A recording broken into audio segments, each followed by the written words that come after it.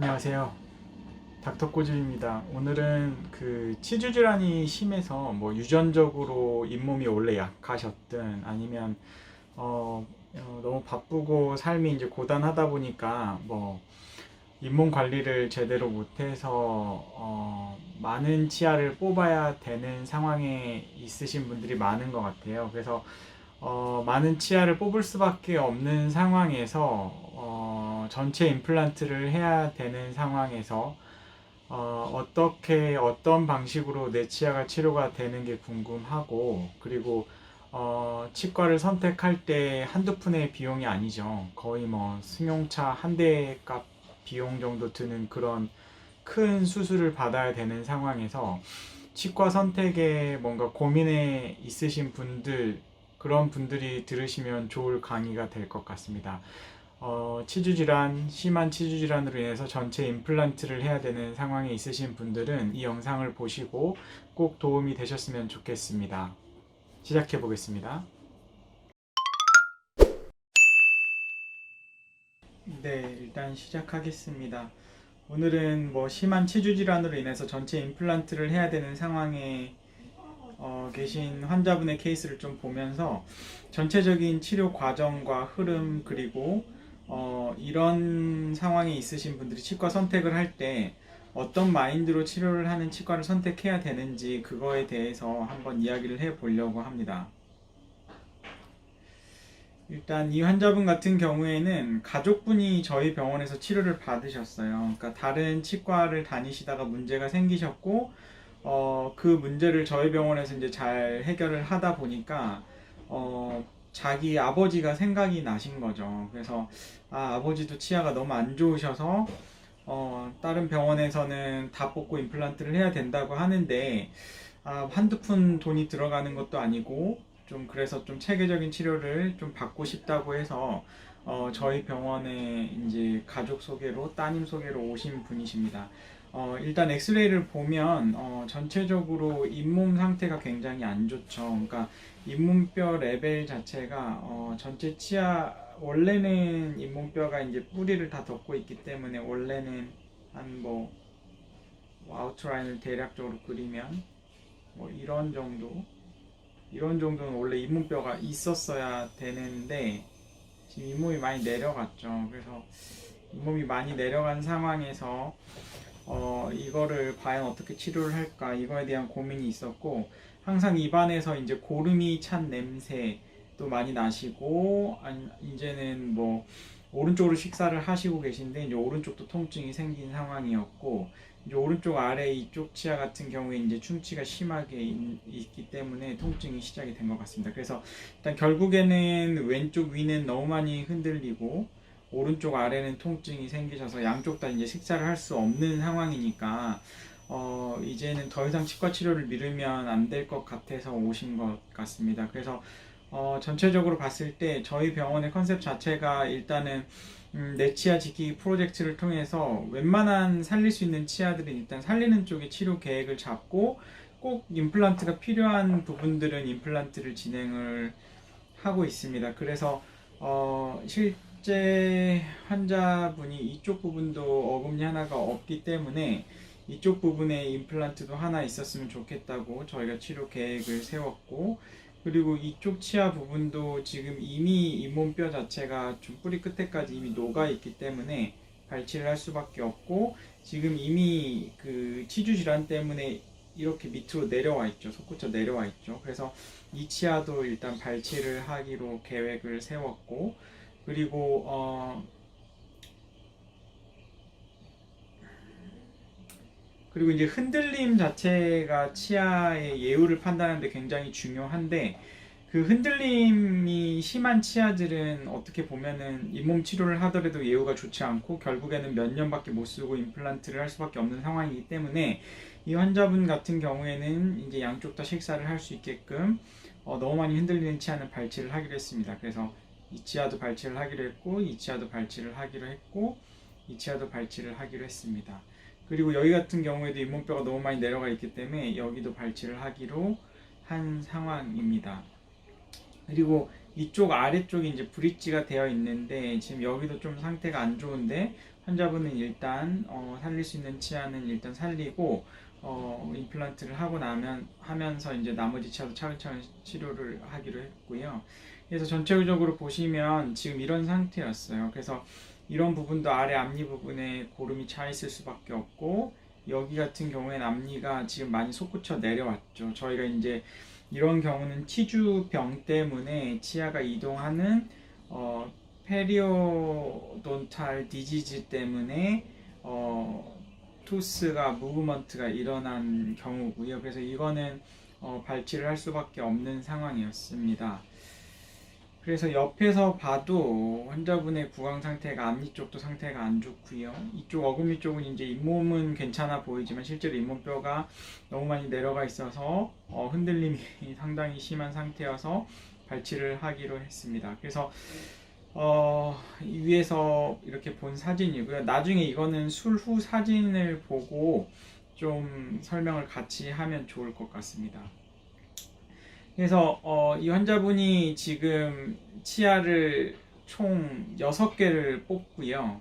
하루에 임플란트도 6개가 들어갔어요. 그러니까 발치 후 즉시 식립 임플란트가 들어간 거죠. 그래서 그 왼쪽 왼쪽 윗부위 임플란트도 발치를 하면서 바로 이 3개를 식립을 하고 뼈 이식을 한 상황이고요. 이쪽 고 옆에 치아 송곳니 같은 경우에도 발치하면서 바로 임플란트가 들어간 상황이고, 앞니도 발치하면서 바로 임플란트가 들어간 상황이고, 이쪽 아래편 쪽 작은 어금니도 발치하면서 바로 임플란트가 들어간 상황입니다. 그래서 저 같은 경우에는 발치 즉시 식립하는 임플란트를 선호를 하는 이유가, 환자분이 한 번만 고생을 하셔도 되세요. 그러니까 환자분이 이빨 뽑을 때 또 수술 마취하고 수술하고 무서운데 그거를 한 번만에 임플란트까지 들어간다고 하면 몇 달 후에 기다렸다가 또 임플란트를 하기 위해서 마취하고 또 아픈 고통을 또 참아내셔야 되기 때문에, 만약에 치아를 발치하고 바로 임플란트를 식립을 해서 충분한 고정력을 얻을 수 있다고 하면은 저는 개인적으로는 발치 즉시 임플란트 식립을 추천을 드리고, 환자분도 그게 한 번만 고생하는 길이기 때문에 환자분한테도 굉장히 유리할 것 같습니다. 그리고 임플란트 완성 시기도 발치하고 뭐 3개월에서 6개월 정도 기다렸다가 임플란트 하면, 임플란트 하고 또 3개월 4개월 기다렸다가 보철물 올리면 거의 10개월에서 1년 정도 시간이 걸리는데, 발치 즉시 임플란트 식립을 하게 되면 한 3개월 정도 후에 머리 부분이 올라가기 때문에 굉장히 환자분이 3개월 뒤에 식사를 하실 수 있는 상황이 됩니다. 그래서 굉장히 유리하다는 걸 말씀을 드리고요. 3개월 뒤에 오셔가지고 이제 위에 보철물을 연결하기 위해서 본을 뜨는 과정입니다. 그래서 이제 저희 병원에서는 이제 ISQ 장비를 측정을 하는데, 이게 뼈랑 임플란트랑 고정이 됐느냐, 유착이 됐느냐, 이게 충분히 위쪽에 보철물을 올렸을 때 힘을 잘 버텨줄 수 있느냐, 이런 거를 평가할 수 있는 어떻게 보면 객관적인 수치이기 때문에 개인적으로 이거를 하고 하는 편이고요. 만약에 ISQ에서 조금 수치가 조금 안 나온다고 하면은 한 달 정도 더 기다리는 편입니다. 그래서 ISQ는 70에서 80 정도 나오면 고정이 잘 됐다 라고 생각이 하시면 될 것 같고요. 그리고 이제 저희 병원 같은 경우에서는 임플란트를 하시고 난 다음에 음식물이 끼는 거를 별로 개인적으로 좋아하진 않아요. 그래서 음식물을 끼지 않기 위해서 맞춤형으로 이 지대주를 다 하고 있고요. 맞춤형 지대주를 하게 되면은 아무래도 치강 공급 자체가 상당히 이제 좁아지기 때문에 기성 어버트먼트, 기성 지대주를 쓰는 것보다 음식물 끼는 걸 방지를 할 수가 있습니다. 그래서 임플란트를 하시고 난 다음에 어떻게 보면 음식물 끼는 게 뭐 당연하다라고 받아들이시는데 그럴 필요 없어요. 임플란트 하실 때부터 정확한 위치에 임플란트를 식립을 하시고 맞춤형 지대주 같은 걸 활용을 하시면 굉장히 음식물 끼는 게 줄어든다. 거의 일상적인 생활을 하는데 큰 불편감이 없다라고 보시면 됩니다. 그래서 이게 임플란트 보철물을 제작하기 위해서 커스터마이즈드 지대주, 맞춤형 지대주를 이렇게 활용을 한 거고, 앞니 같은 경우에는 예쁘게 하려면 이것도 이제 지로코니아 치아색 나는 지대주를 쓸 수가 있는데, 이 환자분 같은 경우는 더 이상 비용이 비싸지는 걸 원치 않았기 때문에 그냥 저희가 이게 금속으로 이렇게 한 거고요. 이 아래쪽 이제 이렇게 해서 본을 떠서 이제 완성을 했습니다. 그 사이에는 이렇게 임시치아를 써서 뭔가 사회생활 하시는데 큰 지장이 없도록 해드리는 거고요. 색상을 갖다 최대한 자연스럽게 해주게 됩니다. 그래서 최종 임플란트를 완성하게 되면 지금 이 자리 뽑고 임플란트 하신 부분인데요. 이쪽 뒤에도 임플란트를 다 해준 자리인데 지금 이런 것들이 보시면 굉장히 심미적으로 양쪽 잇몸 레벨도 굉장히 잘 됐고 심미적으로 이런 부분들도 다 자연스럽게 됐고요. 환자분이 이쪽 임플란트를 하다 보니까 이제 할만하신 거죠. 그래서 아래쪽 같은 경우에도 임플란트를 갖다가 진행을 해서 깔끔하게 이렇게 임플란트 보철물을 완성을 해드렸고 전체적으로 보시면 이 자리에도 임플란트를 하기로 했는데 잘 됐고요. 상악동을 동반한 임플란트를 했고 이쪽 자리도 상악동 수술을 동반한 임플란트를 해서 발치직시 임플란트를 했습니다.